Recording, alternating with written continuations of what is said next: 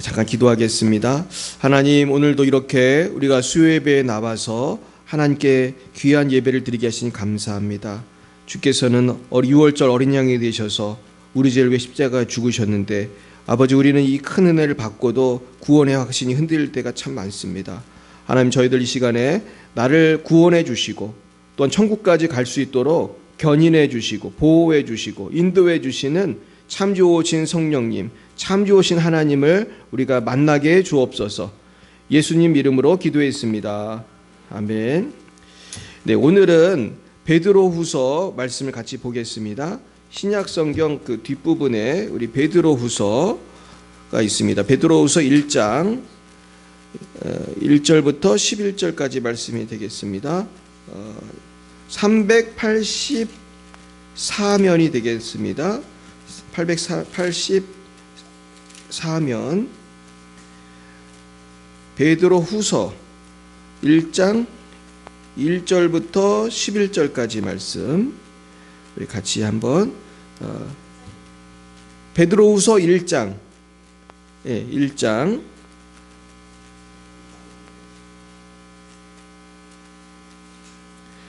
베드로 전서가 있고 후서가 있잖아요. 그래서 베드로 후서 1장. 네. 제가 1절을 먼저 읽을게요. 예수 그리스도의 종이며 사도인 시몬 베드로는 우리 하나님과 구주 예수 그리스도의 의를 힘입어 동일하게 보배로운 믿음을 우리와 함께 받은 자들에게 편지하노니,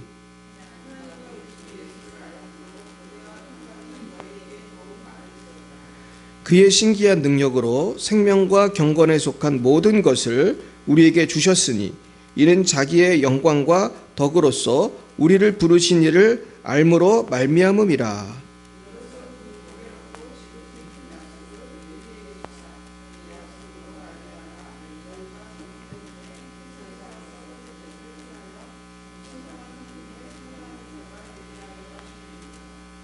그러므로 너희가 더욱 힘써 너희 믿음의 덕을, 덕의 지식을, 경건의 형제 우애를, 형제 우애의 사랑을 더하라.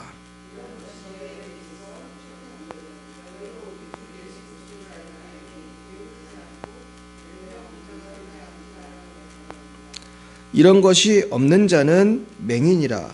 멀리 보지 못하고 그의 옛 죄가 깨끗하게 된 것을 잊었느니라.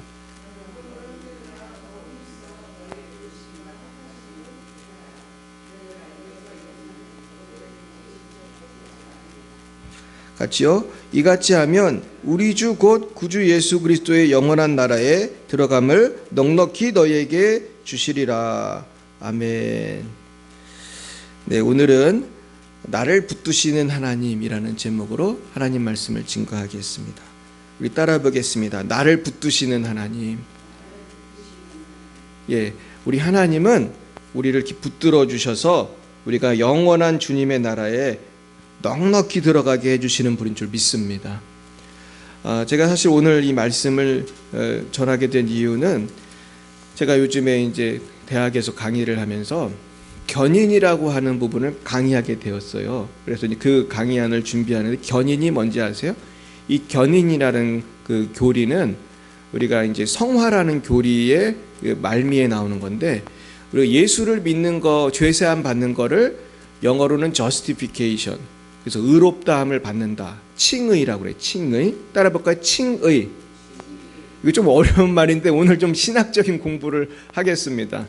오늘은 좀 수업한다고 생각하고, 제가 조직신학 강의는 아니지만은 그런 내용을 할 건데, 칭의는 예수 믿을 때 생기는 거예요.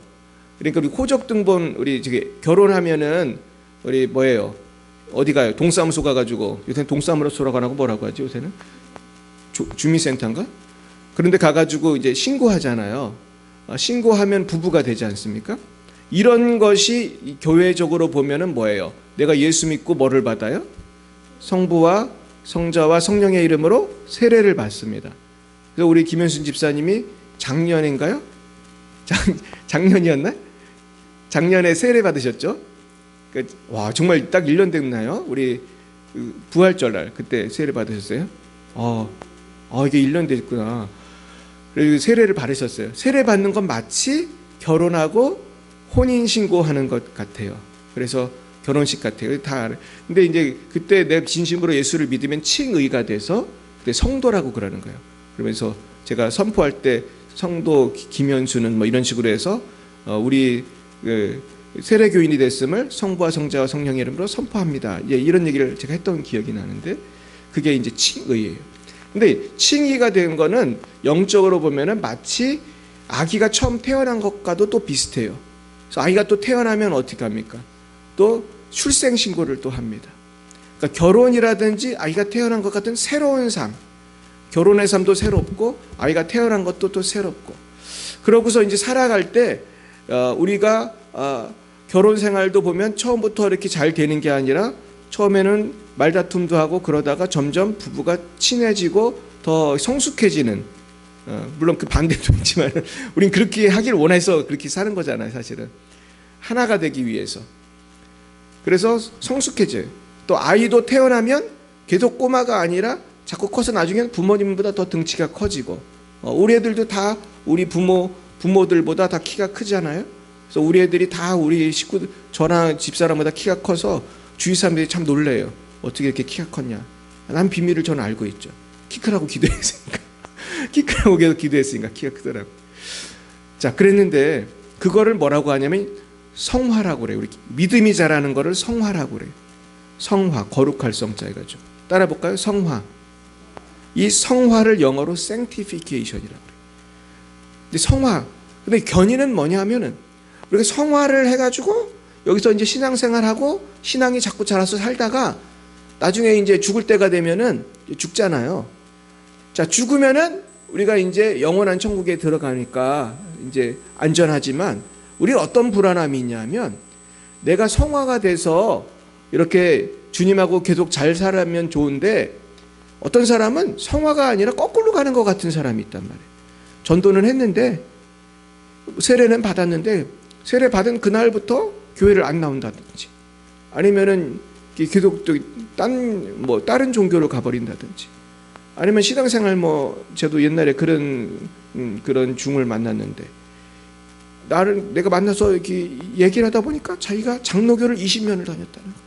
근데 지금은 중이란 말이에요. 이 사람 천국 가겠어요? 못 가겠어요? 지금 중인데 어떻게 천국을 가겠어요? 그럼 도대체 이런 사람들은 뭐지? 예수님을 믿으면 천국을 간다고 했고 성화가 일어나가지고 우리가 신앙이 점점 잘한다고 우린 배웠는데 이 사람들은 어떻게 신앙이 잘하지를 않고 자꾸 잘 믿다가 관두고 이렇게 딴 데로 가나? 그래서 사람들이 여기에 대해서 굉장히 헷갈려해요. 신학자들도 의견이 분분해요. 그리고 로마 카톨릭이나 루터교나 이런 데서는 그래서 뭘 가르치냐 하면은 이 사람이 예수를 믿어도 나중에 그 신앙을 포기하는 사람도 생길 수 있다. 그래서 실제로 배교라는 말이거든요. 배교라는 거는 신앙을 포기했다. 이런 사람들이 있어요. 자, 그런데 우리 개혁교회 전통에서는 하나님이 지켜주시면은 우리가 구원의 확신을 가질 수도 있고 우리는 안전하다. 이런 것을 가르쳐요. 여러분도 그렇게 믿으십니까? 그렇죠. 당연히 지켜주시면 되는 거예요. 그래서 제가 이 부분을 공부하면서 이게 쉽지는 않지만 하나님이 지켜주시면 우리가 안전한 것은 뭐고 이 배교하는 사람들은 뭐고 도대체 어떻게 해서 견인이 이루어지나. 그래서 견인은 뭐냐 하면 하나님이 지키고 인도해 주시는 거예요. 김현순 신화조 유주일을 곽찬희를 하나님이 딱 붙들어 가지고 어디까지 인도하는 거예요? 하나님 나라까지 인도하는 거예요. 중간에 유혹이 없는 건 아니지만 넘어지지 않는 건 아니지만 다시 일으켜서 힘을 내게 하고 결국 그 손을 붙들고 천국까지 인도하는 그게 견인이에요. 견인 참 좋잖아요. 근데 견인이 참 이해하기가 쉬운 것은 아닙니다. 자, 견인을 사람들이 못 믿는 이유가 있어요. 일단은 견인이라는 건 성경에 나와요. 로마서 11장 29절에 보면 이런 말씀이 있어요. 하나님의 은사와 부르심에는 후회하심이 없느니라. 그리고 빌립보서 1장 6절에는 너희 안에서 착한 일을 시작하신 이가 그리스도의 예수의 날까지 이루실 줄을 우리는 확신하노라. 예수님 믿게 하셨으면 천국 갈 때까지 책임지신다. 아멘? 저는 이 말씀 참 좋아하거든요. 우리가 이 말씀 붙들어야 돼요. 그리고 데살로니가후서 3장 3절에 보면 주는 믿부사 너희를 굳건하게 하시고 악한 자에게서 지키시리라. 하나님이 굳건하게 우리를 마귀에게서 지켜주신다. 그런 것입니다. 그리고 또 반면에 하나님 지켜주신다는 말씀도 있지만 히브리서 3장 14절에 보면 우리가 시작할 때 확신한 것을 끝까지 견고히 잡고 있으면 그리스도와 함께 참여한 자가 되리라. 또 한편으로는 끝까지 잡아라, 이런 말씀도 있어요. 그리고 오늘 읽은 베드로후서 1장 10절에 보면 그러므로 형제들아 더욱 힘써 너희 부르심과 택하심을 굳게 하라. 너희가 이것을 행한즉 언제든지 실족하지 아니하리라. 여기도 보면 믿음을 굳게 하라, 이런 말씀이 있다. 그래가지고 견인에 대해서 이런 약속의 말씀이 있음에도 불구하고 많은 사람들이 견인을 안 믿는 이유는 배교에 대한 경고가 있기 때문이에요. 그래도 골로새서 1장 23절에 보면 너희가 믿음에 거하고 터 위에 굳게 서서 너희들은 바 복음의 소망에서 흔들리지 아니하면 그리하리라, 이런 말이 있어요. 흔들리지 아니하면은 천국 간다, 이런 말씀이 있는 거예요. 그리고 히브리서 2장 1절에 보면은 그러므로 우리는 들은 것에 더욱 유념함으로 우리가 흘러 떠내려가지 않도록 감히 마땅하니라. 떠내려가는 사람이 그럼 있는 거 아니야? 이렇게 부를 수 있잖아요. 떠내려가지 않도록 유념하라. 믿음을 까먹지 않도록 조심하라, 이런 말씀이잖아요. 그럼 이건 무슨 말씀이지? 또 히브리서 6장 11절에서 12절에는 이런 말씀이 있어요. 우리가 간절히 원하는 것은 너희 각 사람이 동일한 부지런을 나타내어 끝까지 소망의 풍성함에 이르러 게으르지 아니하고 믿음과 오래 참음으로 말미암아 약속수를 기업으로 받는 자들을 본받게 하려는 것이니라. 또 오래 참아라, 오래 참아라, 그런 말씀이 있어요. 여러분, 우리가 끝까지 믿음을 지키고 오래 참는 건 중요한 것입니다. 우리가 견인이라는 교리를 오해를 하면은 나는 아무것도 할 게 없다, 이렇게 오해할 수 있어요. 자, 보세요. 아기가 태어났으면 특별한 일 없으면 아기가 잘하죠. 특별한 일 없으면 어른이 되는데, 그러나 아기가 할 일이 없는 건 아니잖아요. 잘하려면 뭐를 해야 돼요? 엄마 젖을 잘 먹고, 나중에 엄마가 밥 해주면 밥을 잘 먹고, 운동도 하고, 가서 놀고. 자, 그러면서 내추럴하게 우리는 성장을 하게 됩니다. 거기에서 어떤 차이가 있냐면, 어떤 아이는 잘 먹고 잘 크는 애가 있고, 어떤 애는 입이 짧아가지고 편식을 해. 얘는 잘하기는 잘하는데 몸이 어때요? 몸이 약해요. 제가 아는 쌍둥이가 있는데 쌍둥이가 체격이 달라요. 한 명은 몸이 튼튼한데 한 명은 빼싹 마르고 현찮아. 근데 그 엄마가 그러더라고. 몸이 튼튼한 애는 밥을 어떻게 먹었어요? 잘 먹었어. 근데 딱 쌍둥이인데 몸이 마른 애는 밥을 잘 안 먹었대요. 와, 근데 쌍둥이도 이렇게 체격이 다르구나. 사랑하는 여러분, 우리가 예수 믿고 구원받는 건 맞지만은 우리가 할 일이 없는 건 아니에요, 사실은. 자, 그래서 우리가 오해를 하면은 그러면은 하나님이 나를 이렇게 붙들어 주신다고 했는데 그럼 내가 죄를 마음대로 져도 되겠네? 그러면서 하고 싶은 거 다 하고 살면은 천국 가겠어요, 지옥 가겠어요? 이건 또 다른 문제잖아, 사실은. 그죠? 그래서 우리가 이 하나님 말씀을 오해를 하면 안 돼요. 견인이라고 하는 교리는 분명히 있어요. 하나님이 나를 지켜주는 거 맞아요. 내가 헤매고 다니면 하나님이 우리 지난 주일에 말한 것처럼 징계를 하서라도 돌아오게 하시는 것도 맞아요. 그러나 하나님을 믿는다고 하고 진정한 신앙이 있는 사람은 어떤 마음이 있냐 하면 하나님을 사랑하는 마음이 꼭 있거든요. 아버지께 돌아가고 싶은 마음이 있거든요. 그래서 우리가 이것을 너무 교리적으로 생각해가지고 하나님이 견인해 주니까 나는 내 마음대로 살아야겠다, 이렇게 가면 안 되고, 하나님이 견인해 주시는 것을 믿고 사는 건 중요하지만은 나도 어떻게 살아야 돼요? 나도 인내해야 되는 거죠. 나도 힘을 내야 되는 거죠. 이해 가십니까? 이게 참 쉽지 않은 거예요. 이게 이해하기가 쉽진 않아요. 그래서 제가 이 부분을 제가 찾아봤어요. 또 요한일서 2장 6절에 보면 그의 안에 산다고 하는 자는 그가 행하시는 대로 자기도 행할지니라. 이것은 신자가 반드시 견인사에게 협력해야 함을 입증하는 것이라는 거예요. 그런데 하나님의 하나님의 견인이 없다는 뜻은 아니다. 그러니까 신자라면 하나님께서 주시는 복과 은혜를 내가 받기 위해서, 주시는 밥을 먹기 위해서, 주시는 건강과 축복을 누리기 위해서 나도 노력을 해야 된다는 거예요? 안 해도 된다는 거예요? 노력을 해야 된다는 거예요. 그러나 하나님이 나를 이끌어 주시고 먹여 주시는 견인이 없다는 뜻은 아니다. 이해 가십니까? 하나님이 나를 안 도와주는 거 아니지만 도와주신다고 해서 내가 그냥 로봇처럼 가만히 이렇게 익히는 게 아니라는 거죠. 이해가 가시나요? 부부가 결혼을 했으면 남편이 나를 너무 사랑해. 막 돈을 막 벌어와. 막 한 달에 막 100억씩 벌어오는 그런 남편이 있다고 생각해 보세요. 아니면 100억은 너무했나? 그러면 한 1000만 원씩 벌어오는 사람이 있어. 자, 그러면 내가 부인이야. 근데 남편이 나에게 돈을 벌어와. 그러면 내가 가만히 로봇같이 이렇게 서 있어야 돼요? 아니면 나도 뭔가를 해야 돼? 뭔가 안 하면 그 여자가 좀 미친 사람이죠? 가만히 침대에 누워가지고 돈 벌어오니까 밥 먹어야지. 밥 먹고 남편이 왔는데 환영도 안 해주고 쌩쌩하고 텔레비나 반날 보고 있어. 이러면은 미친 사람이죠. 정신과에 가야 되는 거죠. 정상적인 부부라면 어때요?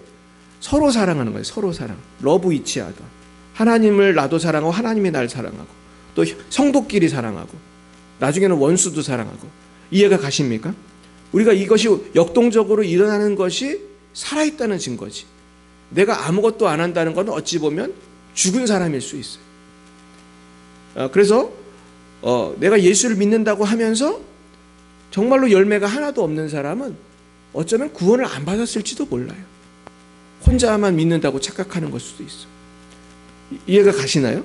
그래서 믿는다는 것은 살아있다는 거랑 비슷한 건데, 살아있는 사람은 살아있는 증거가 있어요, 없어요?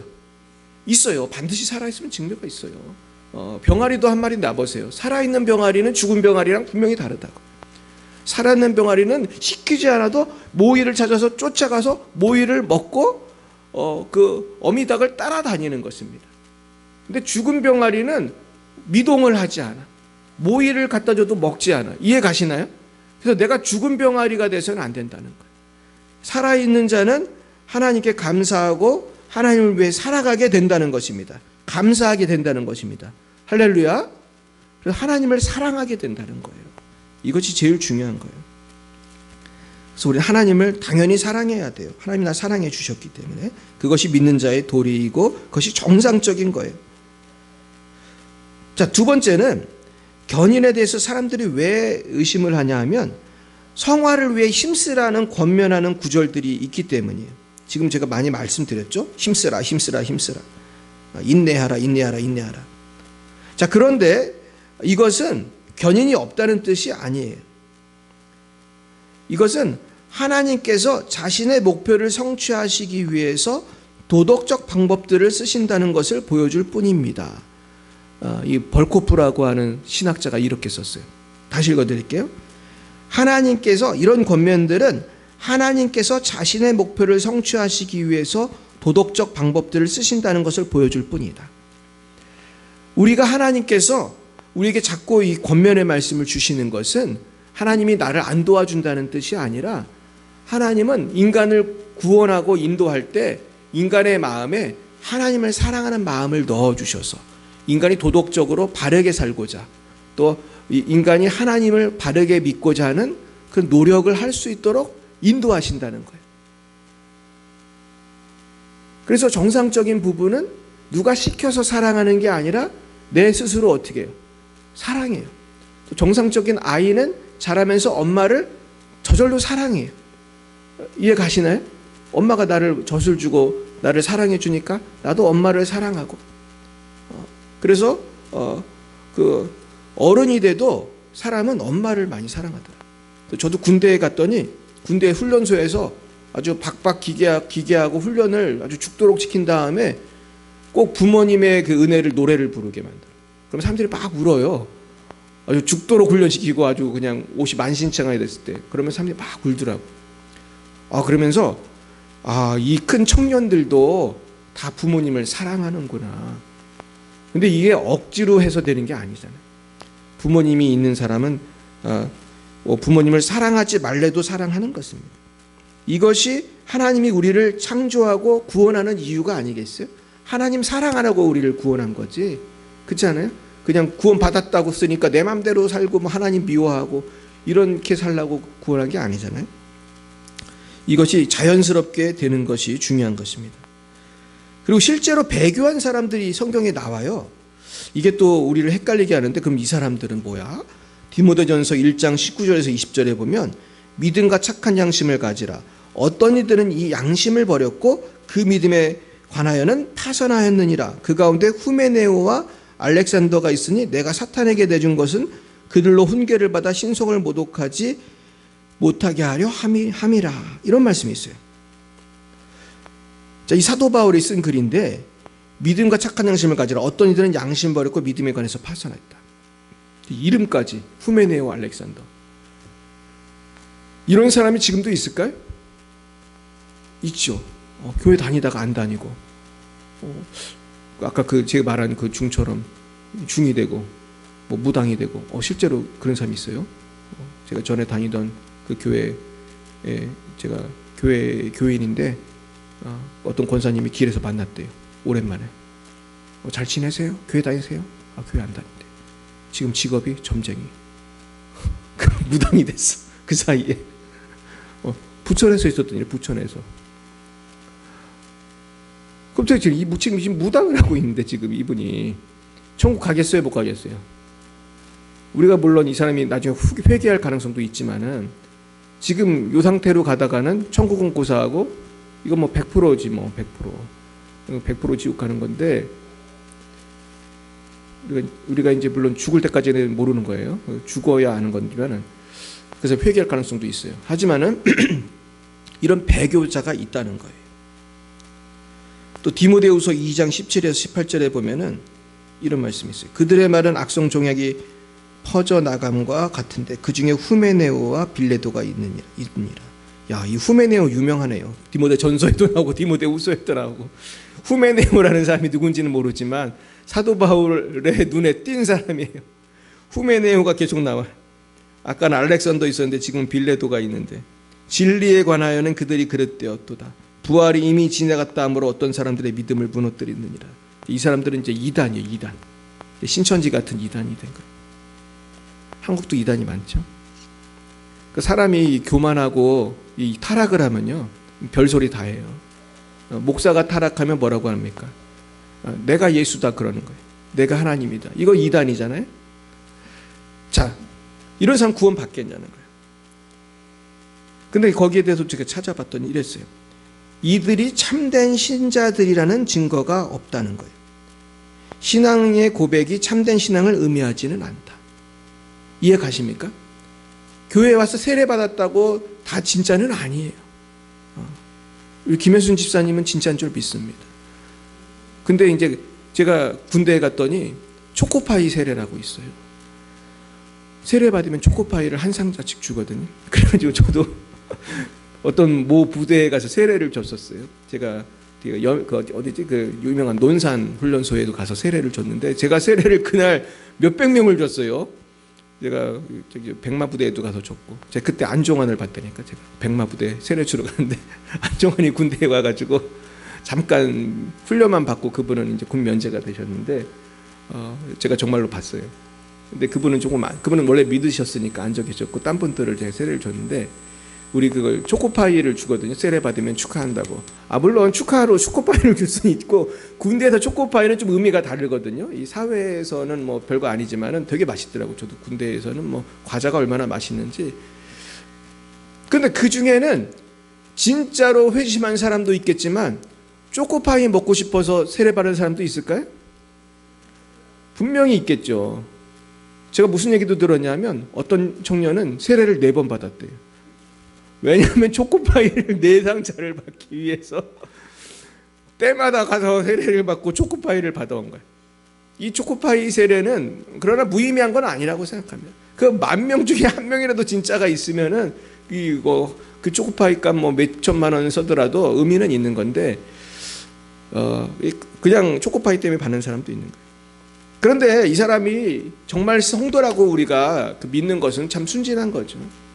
후메네오와 알렉산더, 후메네오와 빌레도처럼 배교하는 사람들을 보면서 우린 너무 실족할 필요는 없어요. 진정한 성도였다면 배교할까요? 안 할까요? 배교하지 않고 혹시 배교를 하더라도 돌아오게 됩니다. 그것은 하나님이 어떻게든 돌아오게 하세요. 그래서 지난 주일에 뭘 배웠죠? 징계를 배웠죠. 징계. 참 아들은 하나님이 징계하신다. 사생자는 징계 안 한다. 여기 이게 중요한 거예요.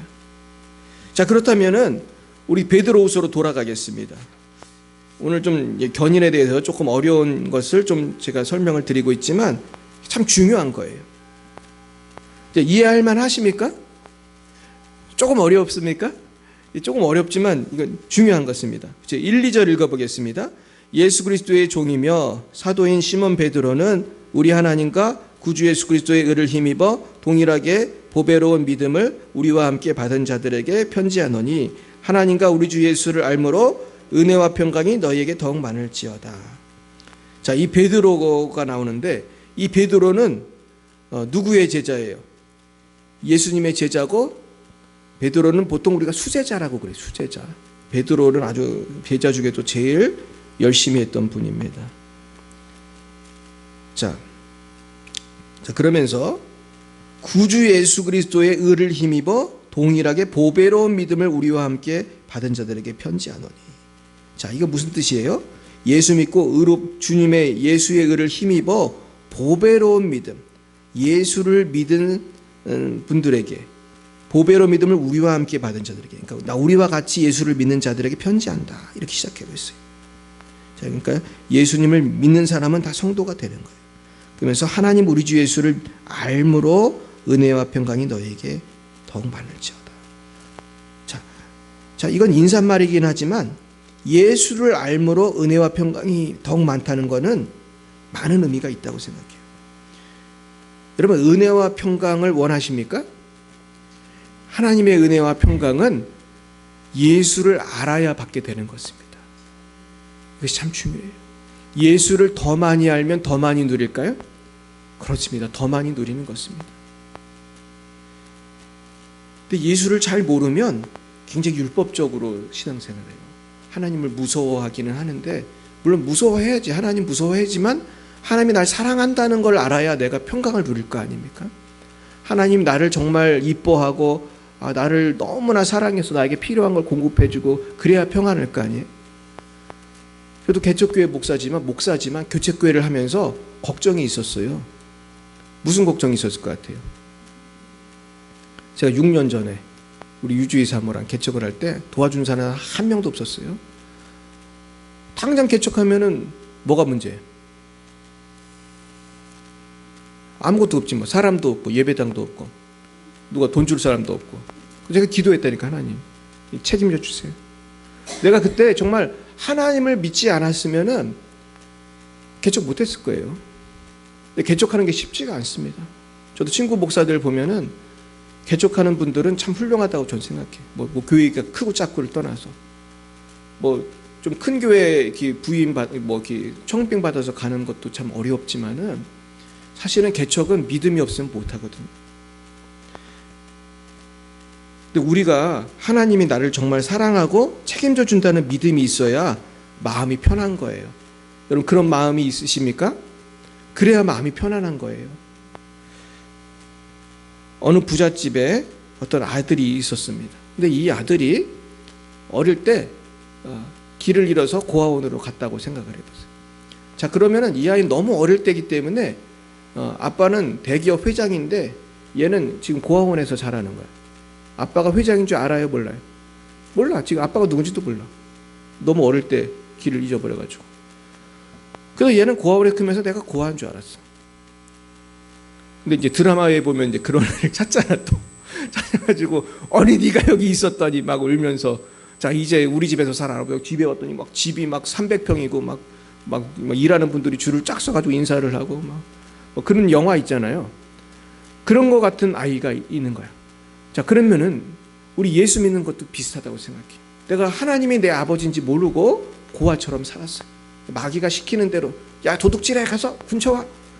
또 도둑질 훔쳐내면 그 사람이 다 갔잖아요. 그리고 나쁜 짓 하고 죄 짓고 그렇게 살았는데 근데 예수를 만나니까 내 진짜 아버지는 하나님이셨구나.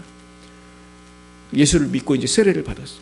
그런데 세례를 받고 나서도 하나님이 뭐 대기업 회장보다 훨씬 더 하나님 부자고 하나님 대기업 회장보다 훨씬 더 착하고 훌륭한 분이고 하나님은 정말 천국을 예비하셨고 나를 책임지시고 할렐루야 나의 병을 고치시고 나의 기도를 들으시고 나의 마음의 근심 걱정 두려움 죄책감을 없애주시고 할렐루야 이걸 믿으면은 내가 이걸 누리는데 하나님이 나에게 밥상을 차려주셔도 믿지 않고 밥을 안 먹으면 누릴 수가 있어요 없어요?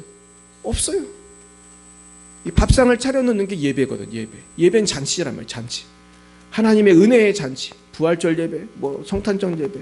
근데 집에 안 오고 예배를 아무리 하고 말씀을 아무리 준비하고 성령 충만, 성령의 은혜를 막 준비해가지고 막 성령을 받으세요. 여러분 성령을 받길 축복합니다. 성령을 받고 병을 고침받길 축복합니다. 아무리 목사가 목이 터져라고 기도하고 전도하고 예배해도 안 믿으면 소용이 없는 거예요. 오늘 주님을 더욱더 묵상하고 주님을 깨닫기를 바랍니다. 3절 보겠습니다. 그의 신기한 능력으로 생명과 경건에 속한 모든 것을 우리에게 주셨으니 이는 자기의 영광과 덕으로서 우리를 부르신 이를 알므로 말미암습니다. 베드로가 지금 이렇게 쓰고 있어요. 신기한 능력으로 그의 신기한 능력으로 예수님의 신기한 능력으로 생명과 경건에 속한 모든 것을 우리에게 주셨어. 하나님과 우리 주 예수를 알므로 이렇게 시작했으니까 하나님과 우리 주 예수 그리스도에 대한 말씀입니다. 자, 그래서 신기한 능력으로 생명과 경건에 속한 것을 우리에게 다 주셨단 말이에요. 그리고 베드로는 이걸 봤어요. 베드로는 예수님 어떤 분인지 봤어. 5,000명도 먹이시고 막 무리도 걸으시고. 그러니까 베드로가 자기도 따라 걷다가 물에 빠지고 건져주시고. 와, 얼마나 신기해. 여러분 신기한 능력을 경험하셨습니까? 신기한 능력을 우리가 경험을 한 사람은 부인할 수가 없어요. 사실은 하나님이 나를 구원하시고 나를 고치시고 인도하시고 복 주시고 생명과 경건에 속한 모든 것을 우리에게 주셨다는 거예요. 그러니까 베드로만 그걸 경험하는 게 아니고 하나님을 믿는 사람은 생명과 경건에 속한 모든 것을 받을 수 있는 줄 믿으시길 축복합니다. 우린 받을 수 있어요. 이걸 안 믿으니까 못 받는 거지 우리가.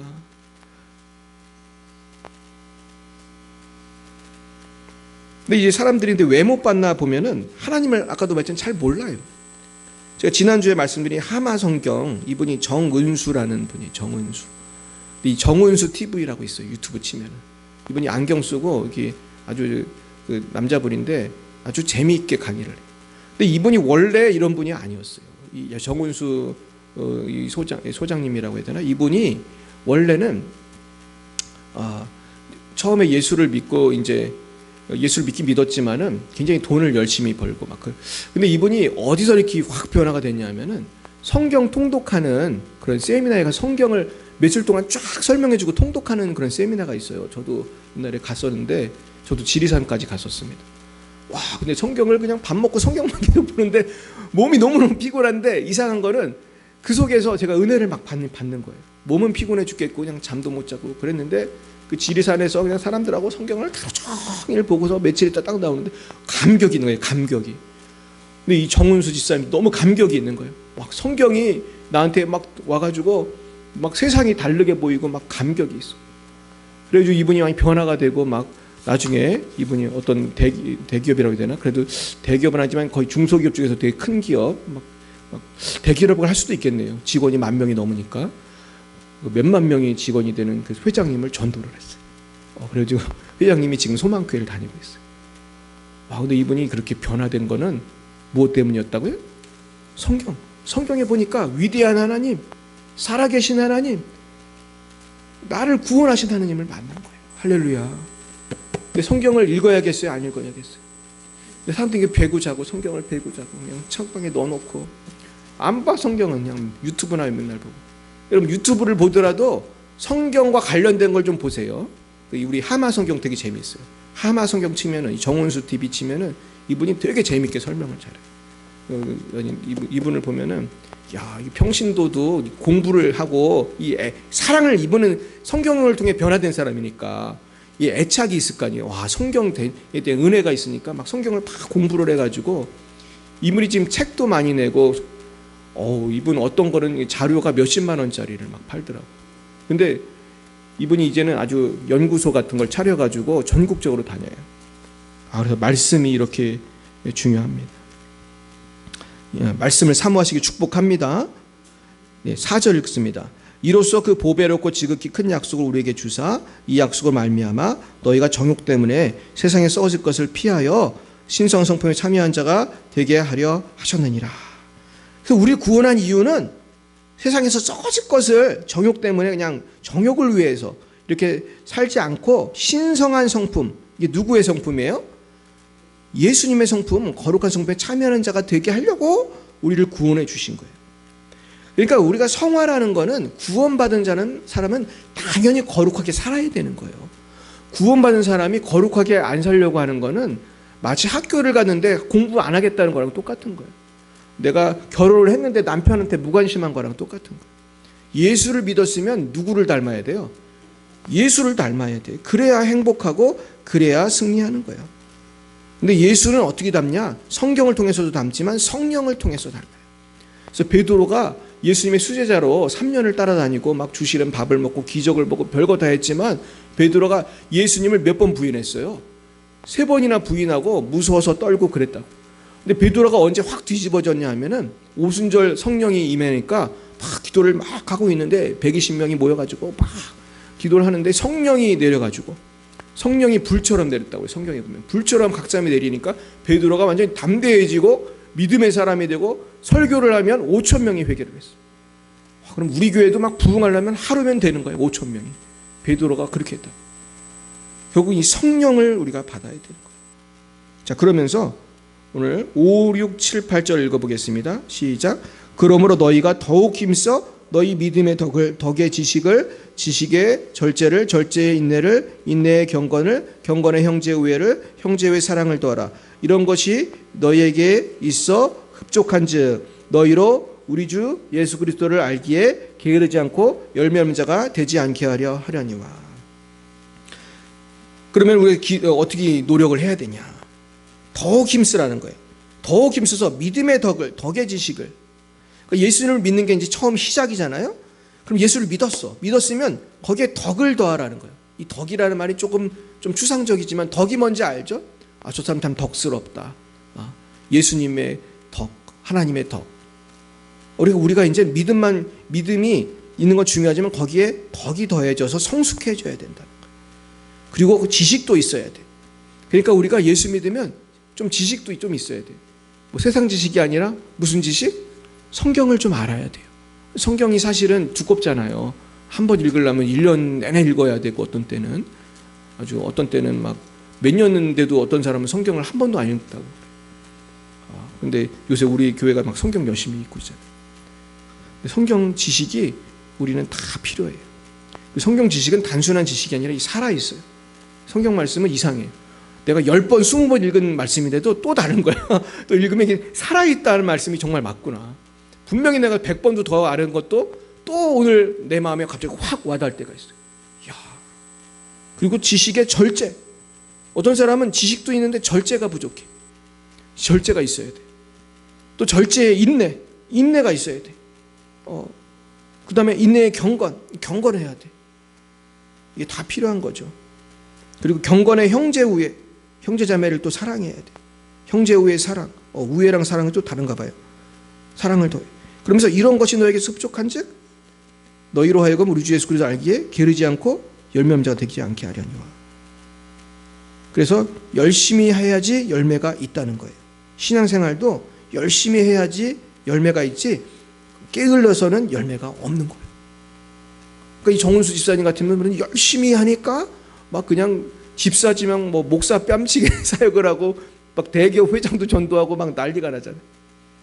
근데 이분 간증을 보면서 되게 웃겼던 게 이 회장님 전도하는 과정인데 너무너무 재밌더라고요. 이분이 비서실장이었어요. 비서실장이니까 회장님을 전도하려고 애를 쓰는데 회장님은 되게 무뚝뚝한 사람이에요. 회장님을 전도하려고 이분이 또 비서실에는 또 비서가 많잖아요. 예쁘게 생긴 예수님 잘 믿는 비서를 면접을 했다는 거예요. 뽑았다는 거예요. 자기가 면접을 할 때 신앙에 대해서 자꾸 물어봤대. 거의 교회 직원 뽑는 것처럼 자기가 비서실장이니까 교회 다니냐. 그러면 신앙에 대해서 자꾸 물어보면서 신앙 좋은 사람을 딱 뽑은 거예요. 그래가지고 그 예수 믿는 여자 비서하고 본인하고 힘을 합쳐가지고 전도를 했다는 거예요. 그래서 아침에 회장님이 딱 나타나면은 그 월요일에 딱 오시면은 여자 비서가 밝게 웃으면서 회장님한테 회장님 어제 교회 가셨냐고 또 물어보게 했다는 거예요.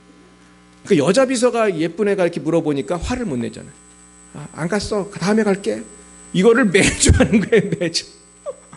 시켜가지고. 왜냐면 비서실장이 시켰으니까. 그러면서 계속 전도한 거예요. 계속 전도하고 기도하고 전도하고. 나중에 그 회장님이 돌아온 거예요. 할렐루야. 얼마나 열심히 한 거예요. 이분이. 그냥 한 영혼을 전도하려고 그냥 얼마나 애를 쓰는 거예요. 우리도 이렇게 애를 써야 할 줄 믿습니다. 열매가 그냥 생기지 않아요.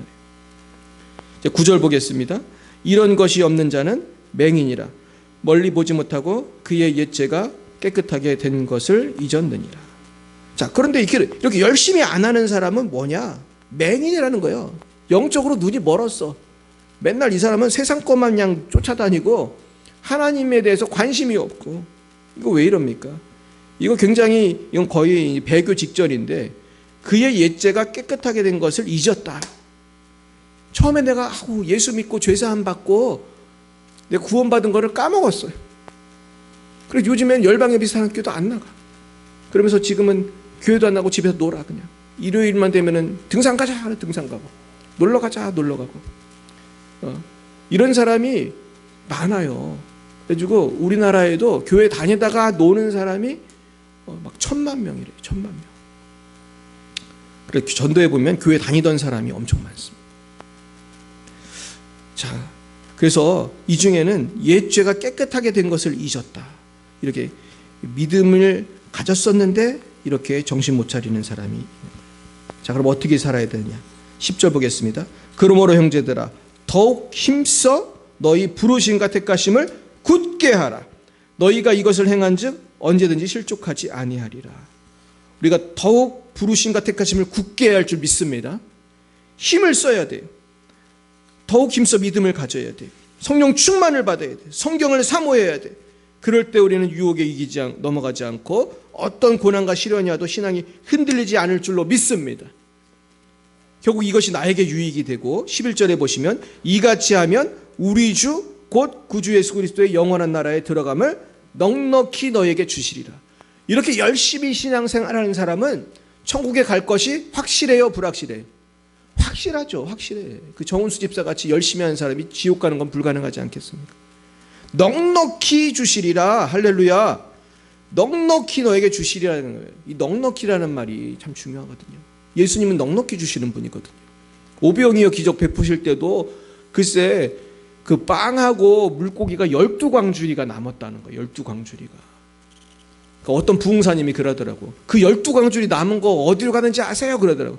우리가 어떻게 알아? 성경에도 안 나오는데. 그분이 그러더라고. 분명히 12광주리의 빵과 그 물고기는 오병이어의 도시락을 바친 그 어린이의 집으로 갔을 겁니다. 그러더라고 이분이. 그랬을 수도 있겠다. 물론 아닐 수도 있지만. 근데 하나님은 구원을 주실 때 째째하게 믿기를 원치 않는 거예요. 우리가 예수를 믿으려면 어떻게 믿어야 돼? 정말 열심히 믿으면은 나도 유익이고 천국도 확실히 간다는 거예요. 그렇습니다. 그래서 우리가 이 믿음 생활을 할 때에 정말로 우리가 열심을 내야 돼요. 우리가 10,000명, 10만 명이 마라톤을 나가도 1등 하는 사람은 몇 명이에요? 한 명이에요. 이 사람이 어떻게 뛰었으니까 1등 한 거예요? 열심히 뛰었으니까 1등 한 거예요. 천국을 가더라도 이왕이면 가서 몇 등으로 갔으면 좋겠어요? 우리 신하조 권사님 1등으로 가기 축복합니다. 빨리 돌아가시라는 게 아니고 천국 가서 상을 1등으로 받길 축복합니다. 우리 김현순 집사님도 1등으로 가길 축복합니다. 우리 유주희 사모도 1등으로 가길 축복합니다. 다 1등이네 그러면은. 가는 날이 조금씩 다를 테니까 어쨌든 같은 날 다 천국 가기는 어려우니까 그러니까 다 1등으로 가는 거예요. 결국은 어떤 사람이 천국에 갑니까? 끝까지. 그래서 제가 이제 말씀을 주면 하나님께 기도하면서 이제 준비하면서 생각을 해봤거든요. 이 말씀이 조금 어려운데 어떻게 해야지 이해를 할 수 있을까? 근데 제가 정리를 한 거는 뭐냐면 이 구원의 확신이라는 거는 하나님의 관점에서 봐야지 구원의 확신이 생긴다는 거예요. 하나님은 흔들림이 없잖아요. 나는 맨날 이랬다 저랬다 하지만 하나님은 어떤 분이에요? 신실하신 분. 따라 보겠습니다. 신실하신 하나님. 신실이라는 건 뭐예요? 믿을만하다는 거. 믿을만하다. 신실하신 하나님의 관점에서 봐야 내 구원의 확신이 생기는 거예요. 그 하나님이 나를 붙들고 있는 줄 믿으십니까? 이걸 믿으셔야 돼요. 그래야 내가 평안하게 잠을 자고 밥을 먹고 신앙생활하는 거지. 나 이러다 지옥 가면 어떡하나 맨날 이렇게 살면 안 되는. 또 한 가지는 신실하신 하나님이 나를 구원해 주셨다고 믿는다면 나는 그냥 천국만 턱걸이에서 가려는 목표를 갖고 사는 게 아니라 이왕이면 천국을 어떻게 가야 돼요? 1등으로 가야 돼요. 1등으로. 할렐루야. 우리 열방의 사랑교회 성도들은 다 천국에서 1등으로 가길 축복합니다. 그래서 더 큰 상을 받고 천국에서만 상 받는 게 아니고 이 땅에서도 하나님께서 주신 놀라운 복을 받으시길 축복합니다. 그래서 우리는 매일매일 기적을 체험해야 돼요. 매일매일 하나님의 복을 받아야 돼요. 그래서 승리하는 주님의 자녀들 되기를 예수님 이름으로 축원드립니다. 기도하겠습니다. 사랑의 주님, 우리를 견인해 주시고 나와 함께 하시고 우리를 구원하시고 성화시켜 주시고 인도하신 주님 너무 감사합니다. 그런데 우리가 주님을 너무나 잘 몰라서 우리가 정말로 거지처럼 고아처럼 살 때가 얼마나 많았습니까? 그러나 주님은 너무나 신실하시고 전지전능하시고 나를 사랑하시사 그 아들을 십자가에 못 박혀 죽게 하기까지 사랑하신 좋으신 하나님인 줄 믿습니다. 사랑의 하나님인 줄 믿습니다. 오늘 날 사랑하는 하나님 더욱 알기 원합니다. 그래서 이제 옛날로 돌아가는 것이 아니라 더욱더 천국을 바라보고 굳건히 믿음의 뿌리를 내리는 모든 성도님들 되게 하옵소서. 지금은 살아계신 주 예수 그리스도의 구속의 은혜와 하나님 아버지의 놀라우신 사랑하심과 성령의 교통하심이 더욱 힘써 구원의 확신을 가지고 더욱더 큰 상급받기로 사모하는 사랑하는 제자들 머리 위에와 저들의 가정과 자녀와 배우자와 일터 위에 우리 열방예비 사랑교회 위에 이제와 영원 뭉토록 함께 하옵시기를 간절히 축원하옵나이다. 아멘.